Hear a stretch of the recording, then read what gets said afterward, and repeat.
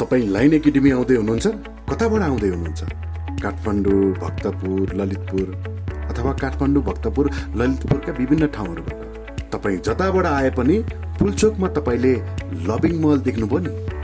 हो, त्यहाँबाट तपाईँ सिधा अगाडि कृष्ण मन्दिरतिर आउनुहोस्।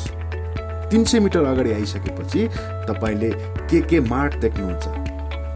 त्यहाँबाट तपाईँ राइट साइड लिनुहोस्।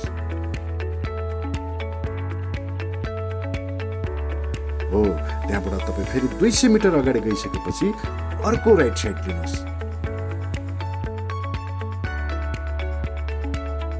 यो निलो गेट देख्नुभयो? त्यहाँबाट भित्र छिर्नुहोस्।